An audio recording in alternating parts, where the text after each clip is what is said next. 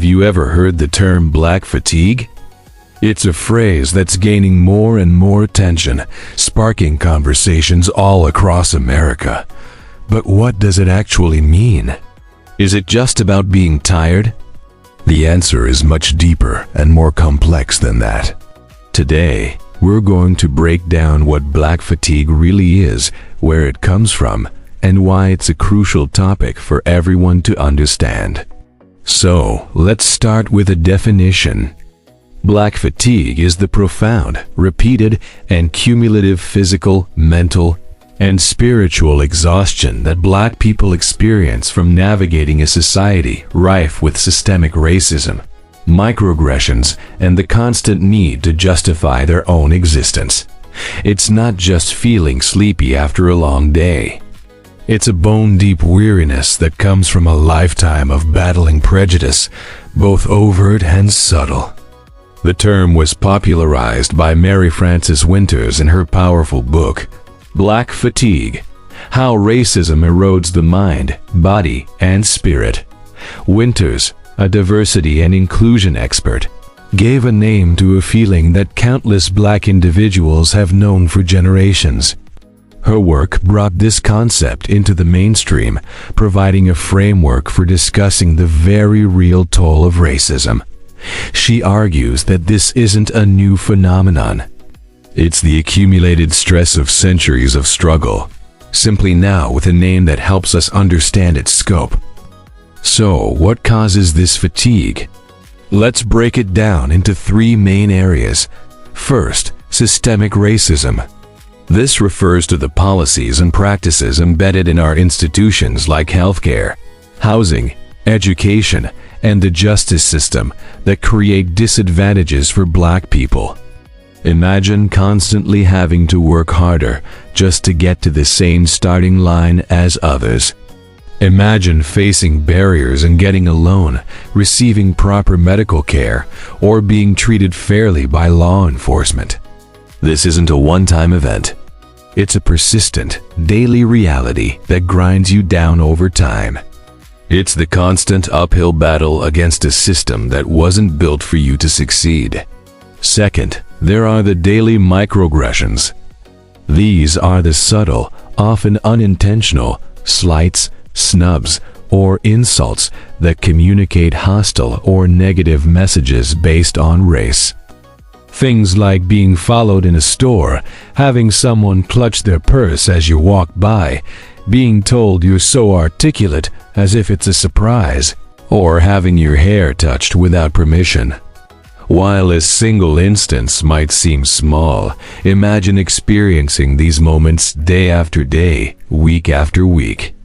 Each one is like a tiny paper cut. Alone, it might not seem like much, but 1,000 paper cuts can lead to a severe wound. This constant barrage of reminders that you're seen as other is incredibly draining. And third, there's the emotional labor. Black people are often expected to be the educators on racism. They're asked to explain complex racial dynamics to their white friends, colleagues, or even strangers. They're expected to remain calm and composed when faced with ignorance or outright prejudice. This puts an enormous burden on them to manage not only their own emotions of pain and anger, but also the discomfort and guilt of others. This constant need to explain, to educate, and to perform a certain way just to be heard is a full-time job in itself, and it's utterly exhausting. The impact of all this is immense and affects every aspect of a person's being. Physically, chronic stress from racism is linked to serious health problems. The constant state of high alert or hypervigilance releases stress hormones like cortisol, which can lead to high blood pressure, heart disease, diabetes, and a weakened immune system. Studies have shown significant health disparities, with Black Americans experiencing higher rates of these conditions, and chronic stress is a major contributing factor. It literally weathers the body down. Mentally and emotionally, the toll is just as severe. Black fatigue can lead to anxiety, depression, and post-traumatic stress disorder, or PTSD.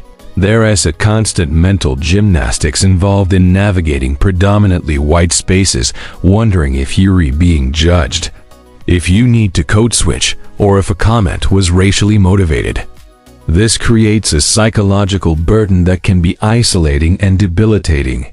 It's the feeling of never being able to fully relax, to let your guard down, because the next slight could be just around the corner. Spiritually, it can lead to a sense of hopelessness and despair. When you constantly fight against a system that seems rigged, it can crush your spirit. It can make you question your worth and your place in the world. This spiritual exhaustion is a deep-seated ache that comes from feeling unseen, unheard, and undervalued as a human being. What makes black fatigue even more devastating is its generational aspect. This isn't just one person's experience. It's a cumulative weight passed down through families. Think about it. Generations of black Americans have endured everything from slavery and Jim Crow to modern-day systemic injustices. The trauma and stress from these experiences don't just disappear. They get embedded in family histories and are passed down. This concept is known as intergenerational trauma. Children learn coping mechanisms and, unfortunately, also the stress responses from their parents and grandparents. They inherit not just stories of resilience, but also the deep-seated weariness of the struggle.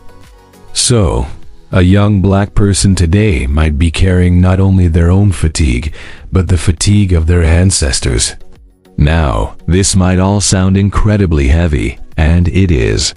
But the conversation doesn't end with despair. There's a crucial role for allies in combating black fatigue. So, if you are not black, you might be asking, what can I do?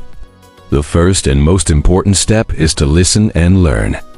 Believe black people when they share their experiences of racism. Don't dismiss their feelings or try to explain away their pain. Do your own research. Read books, watch documentaries, and follow black creators and activists. Take on the responsibility of educating yourself so the burden doesn't always fall on black individuals.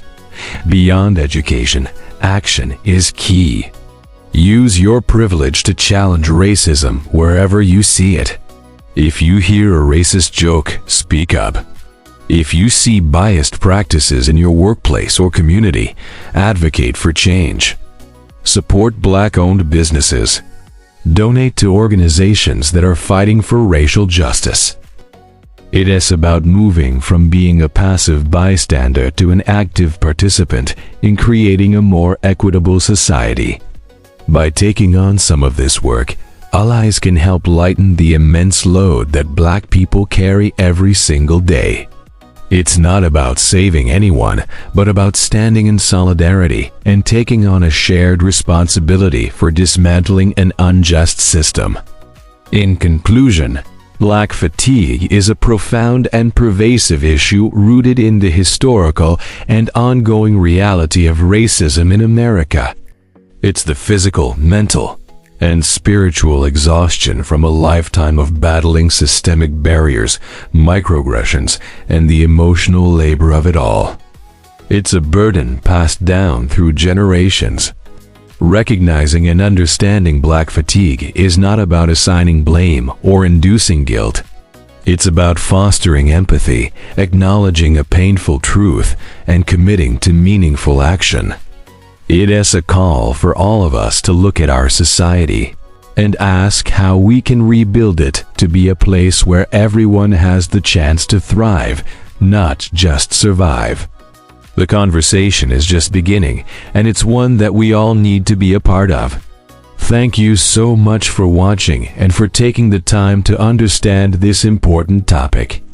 If you found this video informative, please give it a like and share it with others. And don't forget to subscribe for more deep dives into the issues that shape our world. We'll see you in the next one.